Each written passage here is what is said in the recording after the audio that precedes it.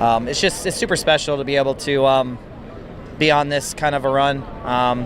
We're just going to try to keep it going as long as we can. We're kind of just in the right headspace. On March 1st, 2026, Tyler Reddick made history by winning his third straight race. But here's what blew everyone away. Just in the right headspace throughout the week, and it's been really sweet to just grab these wins like we have. There's been a lot of talk about SVG, and a couple times there. He's already up 70 points in the championship. His competition can't even get close. The craziest part? 3 weeks ago, everyone said his career was over. So how did one driver go from washed up to destroying an entire sport? We need to talk about what just happened at Circuit of the Americas, because Tyler Reddick didn't just win a race. He broke NASCAR. Let's start with the facts. 3 weeks ago, Reddick was a guy nobody believed in anymore. He had 0 wins all of 2025. 0. That's 38 races without crossing a finish line first. His team was worried. His fans gave up on him. Then, the 2026 season started, and everything changed in one moment. It was the Daytona 500, the biggest race in NASCAR. Reddick was nowhere near the front with 500 yards left. That's when he made his move. He got a push from teammate Riley Herbst and muscled past Chase Elliott. When chaos erupted behind him, Reddick was already celebrating. He won by 0.308 seconds, one of the closest finishes ever. But here's the crazy part. He led only the final lap. That's it. He waited the entire race and made the most important move of his life in the last 20 seconds. Michael Jordan was there that day, the basketball legend who owns 23XI Racing. After the win, Jordan said it felt like he won a championship. That's how big this moment was. 1 week later, we're back in Atlanta at EchoPark Speedway. Reddick's right front fender got destroyed earlier in the race. It was hanging off his car. Everyone thought he was done. But Reddick had other ideas. The race went to double overtime. On the final lap, he made a move that made people jump out of their seats. He passed Bubba Wallace and won again. 0.164 seconds separated him from second place. He led 53 of 271 laps. His car was torn up. He didn't care. Now Reddick was 2 for 2 to start the season. That hadn't happened since Matt Kenseth in 2009. 17 years. The momentum was building and everyone could feel it. Remember that 70-point championship lead I mentioned? It all started coming together right here. The final test was Circuit of the Americas. COTA. A road course that kills drivers. It's 3.4 miles with 20 turns, a brutal technical gauntlet that usually favors road course ringers. Only specialists win here. Shane Van Gisbergen was trying for his 6th straight road course victory. This guy is basically untouchable on road courses, but Reddick started on pole position. That means he was the fastest in qualifying. The race started and Reddick lost the lead immediately. Van Gisbergen passed him early, but Reddick stayed patient. He drove the perfect race. He led 58 of 95 laps. When it mattered most, he was out front.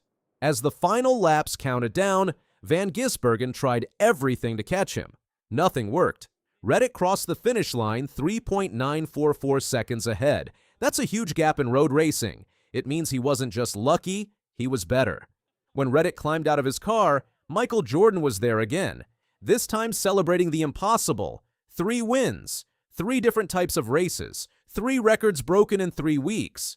Let me be clear about what just happened. No driver in NASCAR history has ever won the first 3 races of the season. Not even Richard Petty or Dale Earnhardt managed a 3-0 start. Reddick is the first driver in the 78-year history of the Cup Series to sweep the first 3 races of the season. The last team to even win the first 3 races with different drivers was Petty Enterprises way back in 1963. And Reddick didn't just win them, he dominated them. He won under pressure. He won with a destroyed car. He won on the most technical track in NASCAR. The championship points make this even crazier. In the new 2026 Chase format, a win is now worth 55 points, up from 40, creating a massive 20-point gap over second place. This new system was designed to reward winners, and Reddick is exploiting it to perfection. Reddick has 3 wins. That means he's 60 points ahead just from winning. Add in his other finishes, and he's at 70 points ahead of Bubba Wallace.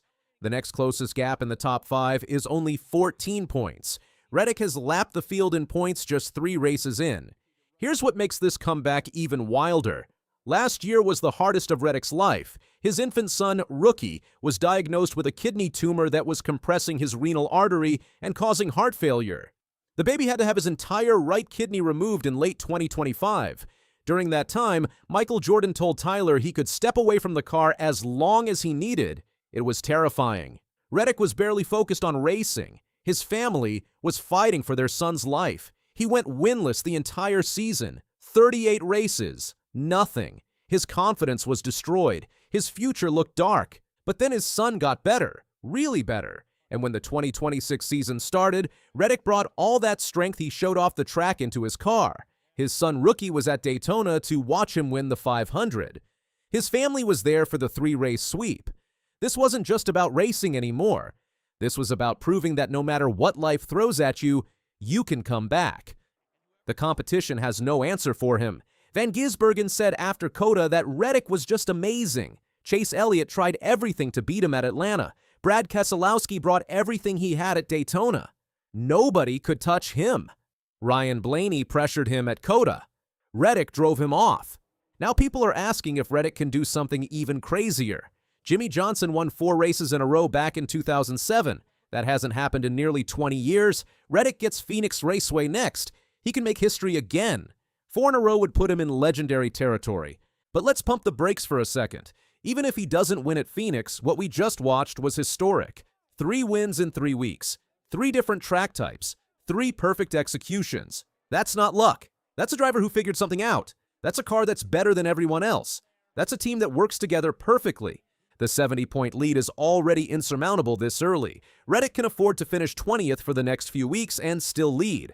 That's how much damage he's done in 3 races. Michael Jordan doesn't lose. His whole life he won championships. Now his NASCAR team is winning championships too. Reddick is the driver who's making that happen. And we're only 3 races into the season. When Reddick destroyed the field at COTA, he didn't just win a race. He sent a message to every driver in NASCAR. He's not the same guy from 2025. He's better. He's hungrier. He's unstoppable. He broke a 38-race winless streak and turned it into 3 straight wins. He went from nobody to the guy everyone has to catch. And catch him they won't. Not anytime soon. The question now isn't if Reddick can win the championship. It's how many races he's going to win before anyone figures out how to beat him. At this rate, he could break every single record before the season ends. He already broke the most important one. Nobody in NASCAR history has ever done what Reddick just did, and nobody saw it coming.